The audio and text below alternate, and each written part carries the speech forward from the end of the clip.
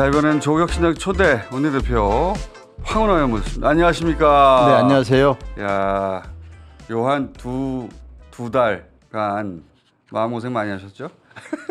예, 마음고생 많이 하고 굉장히 바쁘게 예. 시간 보냈고 어쨌든 뭐 우여곡절이 많았습니다. 우여곡절 많았죠. 네. 결과적으로는 다 잘 된 거예요? 결과적으로는 뭐 신의 한 수, 네. 탁월한 선택을 했고 민주 진보 진영 승리하는데 이제 도움이 됐다. 파이가 커졌죠. 네. 예, 근데 그래서 이제 처음에 이 고민하실 때만 하더라도 이 지역구를 비우면 그래서 만약에 그 지역구는 황운하 의원이어서 처음으로 민주당으로 당선된 곳이었단 말이죠. 맞습니다. 네. 그 보수세가 강해가지고 네. 대전 중구에서 근데 황운하 의원이 빠지면은 여기서 과연 민주당 의석을 낼 수 있나? 여기서부터 시작해가지고 그죠? 네, 네. 예. 그래서 그런 걱정도 있었고 했는데 마침 거기에서도 예. 우리 민주당이 이겼습니다. 그 의원님 때보다 더 크게 이겼어요. 그건 그것대로 민주당은 잘 해결이 됐고 네. 그리고 조국혁신당에 합류하신 이후 또 비례도 당선이 되셨으니까 네. 파이가 커진 거죠. 그렇죠. 결과적으로. 예, 예. 뭐 민주당 쪽과 조국혁신당을 합해 놓으면 그 정당 지지율이라든지 뭐 의석수는 말할 것도 없고 그것이 조국혁신당의 등장 이후에 파이가 많이 커졌죠. 그렇죠. 개인적으로도 본인 지역구도 민주당으로 채우고 본인도 조국혁신당의 한석을 차지했으니까 그거 개인적 의미에서도 커졌는데 그러면 이제는 말할 수 있다. 그때 왜 그런 결정을 하셨어요? 가장 중요한 이유가 제일 뭔가요? 큰 고민은 이제 검찰 개혁이었는데요. 예. 예.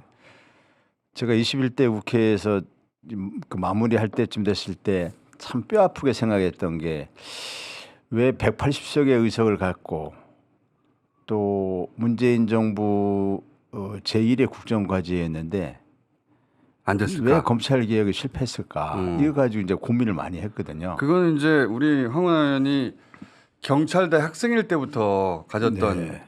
목표였는데 네. 그래서 막 고민하고 할 그 시점쯤에 2월 초 뭐 이때쯤인데 그때 민주당은 또 공천 가지고 뭐 여러 가지 잡음이 많이 있을 때였습니다. 그리고 또 혹시라도 이제 민주당이 이겨야 되는데 혹시라도 이제 제가 울산 사건으로 1심 재판 받는 그것이 뭐 꼬투리가 잡히지 않을까? 그러니까 보수 언론들이 그걸 공격하지 않을까? 이에 대한 저도 우려가 좀 있었고 그 점도 예. 그때는 중요한 이슈였죠. 예. 그리고 네. 그 이재명 당 대표도 그에 대해서 저하고 대화를 해봤습니다. 가시기 전에 네, 사실, 결정하시기 전에. 네, 네. 그런데 그에 대해서 좀 우려를 하시더라고요. 그렇지만은 강하게 맞서 싸워야 한다는 생각도 갖고 계시고 또 이것이 이제 전체 선거 국면에서 어떤 영향을 끼칠지에 대해서 서로 좀 얘기를 해봤거든요. 네. 그래서 이제 어떤 선택을 해야 될지 이제 고민을 하고 있을 때였는데 그때 민주당이 만약에 검찰 개혁을 가장 최우선의 과제로 내세웠거나 그 선명하게 검찰 개혁을 주장해 왔다면 이 부분에 대해서 고민하는 강도라든지 결정하는 방향이 저하고 좀 많이 일치했을 텐데 민주당은 뭐 수권 정당이고 중도층을 의식해야 되고 외연을 확장해야 되고 항상 그런 고민을 하기 때문에 검찰 개혁 이슈가 늘 좀 밀리거든요. 최일순위는 아니었다. 예, 항상 밀리거든요. 그리고 결정적인 순간에 중도 외연 확장, 뭐 민생 우선 여기에서 또 밀리고 이렇게 돼서 그런 부분에 대해서 나는 그것 때문에 국회의원이 됐는데. 예, 그래서 그 시점에 공교롭게 조국 그 대표가 이제 창당 선언을 하게 된 거죠. 그리고 저 주변에서 제가 권유를 받았습니다. 정치를 하는 목적이 검찰 개혁인데 조국 대표나 송영길 대표가 검찰 개혁을 선명하게 내걸고 아마 당을 창당할 걸로 보이는데 최우순 기치를 내걸었으니 거기에서 함께하는 거 어떠냐 이런 권유도 있고 했는데 이제 조국 대표가 이제 직간접적으로 한 2월 초 중순부터 저하고 좀 연락을 하면서 좀 함께 하는 게 좋겠다라는 이제 생각을 하게 된 거죠. 그 검찰 개혁을 최우선 과제로 조국 혁신당은 내세웠고 또 조국 혁신당 표현대로면 새빙선으로 그렇죠. 선명하게 제일 앞선에서 싸우겠다고 했으니 예. 그게 이제 일치했다. 근데 현실적으로 지역구도 있고 그렇죠. 그리고 공천 직전이고 그래서 당대표하고도 얘기 나누시고 예. 어쨌든 이게 굉장히 어려운 결정이었겠어요. 그럼요. 반은 말리고 반은 가라고 하고 그랬을 것 그렇죠. 같은데. 제 주변에 가까운 의원들도 일부는 조국 혁신당에 가라. 그게 맞는 것 같다. 또 일부는 절대 가지 마라. 끝까지 여기 남아서 그러면은 이제 뭐 끝까지 남아 있다 보면 공천도 결국 할 것이고 그리고 결국 이기게 될 것이다. 그러니까 끝까지 남아라. 설사 공천에서 뭐 원하는 대로 안 돼도 민주당에 남아서 향후 역할을 도모하는 게 맞다.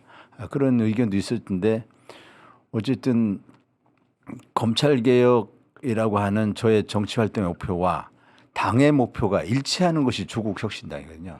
그래서 어려운 당의 결정하셨어요. 어려운 결정했고 그때만 하더라도 절반은 욕하고 절반은 지지하고 그랬을 것이고 본인도 잘했나 결정을 해놓고도 이게 잘한 결정인가 아닌가 고민도 많이 있었을 것 같아요. 고민이 많아서 뭐 고민하는 동안은 거의 밤잠을 못 잘 정도로 고민을 많이 했습니다. 자 결과적으로는 다 잘 됐습니다.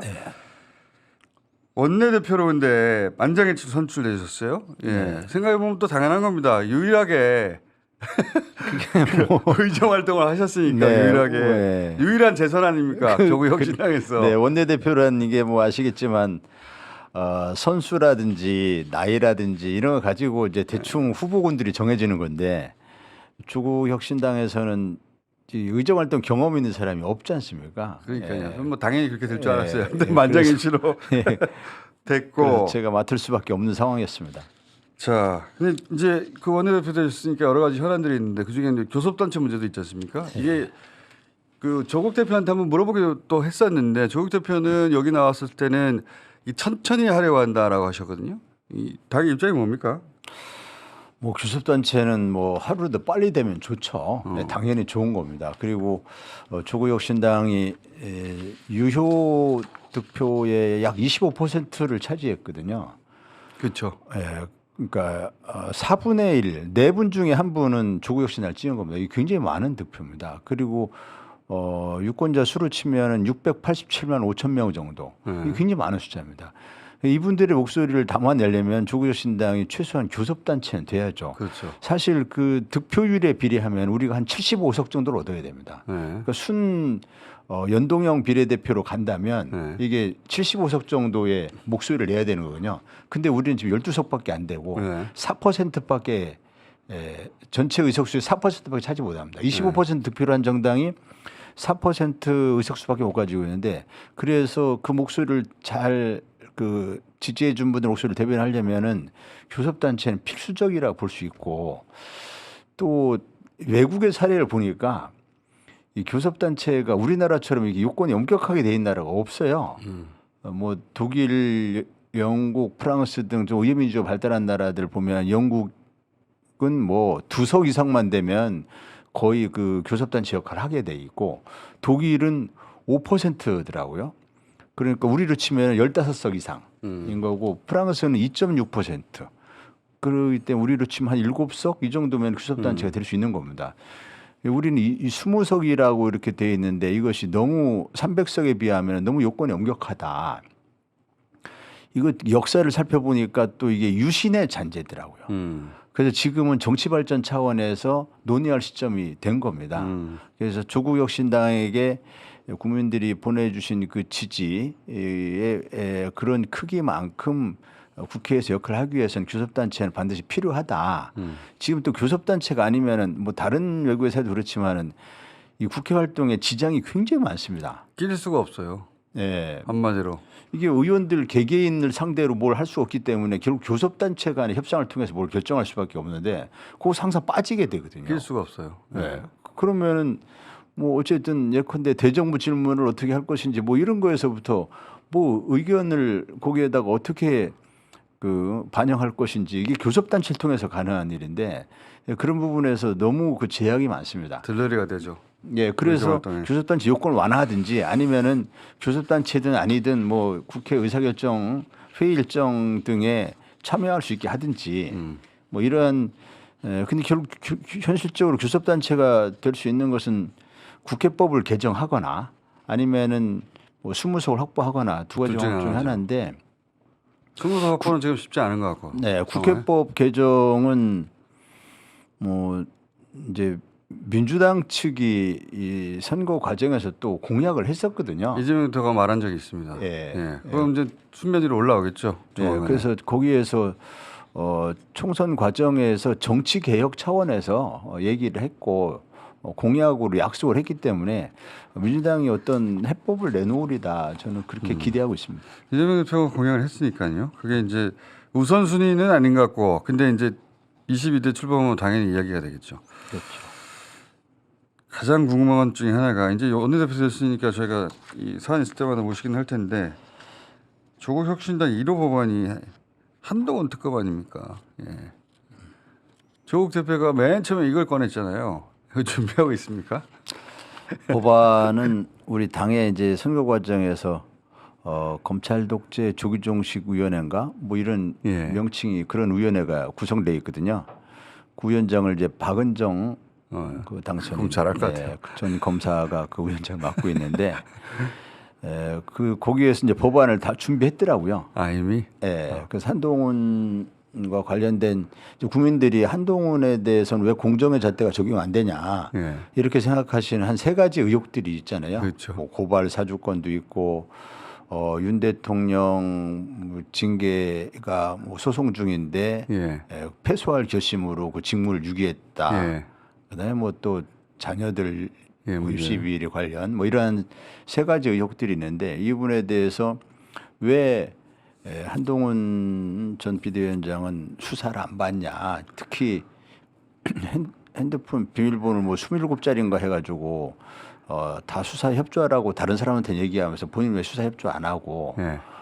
그런 부분에 대해서 그 국민들이 의혹도 있고 좀 뭐 어떻게 밝혀야 되지 않느냐 이렇게 얘기하기 때문에 특검 법은 이미 준비됐다는 거죠. 네. 법안은 네, 예. 법안을 준비했고 이제 그 법안이 통과가 되려면 이제 민주당이 예. 도와줘야 되잖아요. 얘기 중입니까?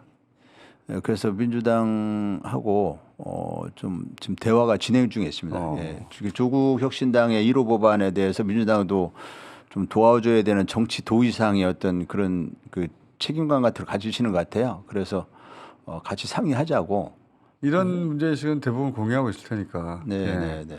한동훈 특검법이 발의될 수가 있겠네요, 진짜로. 그렇죠. 그렇게 말만 하는 게 아니라 법안이 준비됐다는 법안이 준비된 거죠. 예.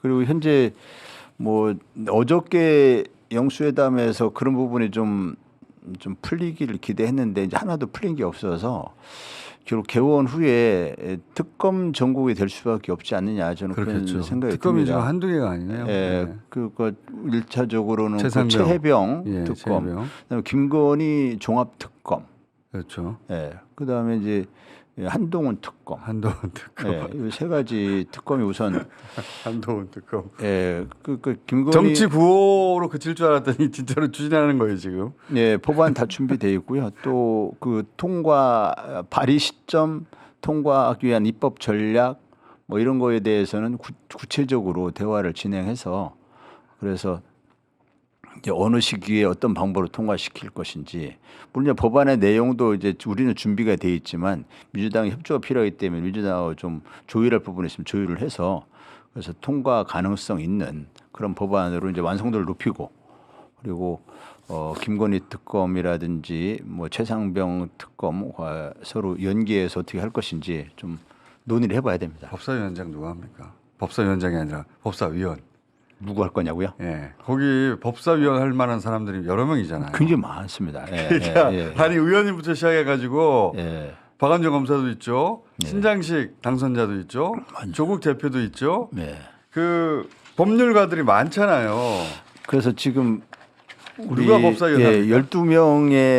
12명의 당선자들이 전부 하나하나가 쇄빙선 역할을 해야 된다 하면서 당에서 제가 원내대표가 상임위 배정에 그러니까 제가 그래서 대해서 여쭤보는 원내대표의 고유의 영역이거든요. 물론 이제 여쭤보는 최종 거예요. 권한은 의장이 국회의장이 네. 있지만 당내에서 이제 원내대표가 좀 배정을 해가지고 그 국회의장에게 이제 보고드리고 이제 최종적으로 결정하는 건데 그 사실 본인들이 제 1순위를 원하지 않아도 당의 역량을 좀 분산해서 모든 영역에 있어서 우리가 대응을 할 수 있어야 돼서 그래서 지금 다 정했습니다. 아 정했어요? 네, 다 정했는데 아, 법사위. 그 지금 공개할 수는 없고 어쨌든 정했습니다. 정해서 아니 제일 치열한 것이 아마도 저 정당의 성격상 그리고 그 인물의 면면상 그동안 내가로서 기치 다 포함해서 법사위원이 제일 치열하겠다 싶었는데 네, 정했어요? 맞습니다. 예. 가장 치열하고 또 그 가면은 전투력을 발휘할 분들이 많이 있고 예. 지금 뭐 제 욕심 같아서는 법사위에 조국혁신당에서 2명 이상 갔으면 좋겠는데 예. 그게 안 된다면 이제 1명밖에 갈 수 없을 텐데 1명을 했을 때 뭐 고민을 많이 하다가 최종적으로는 어떤 분을 이렇게 내정을 했습니다. 검찰 출신입니까? 변호사 출신입니까? 그 밝힐 수 없습니다. 교수 네, 출신입니까?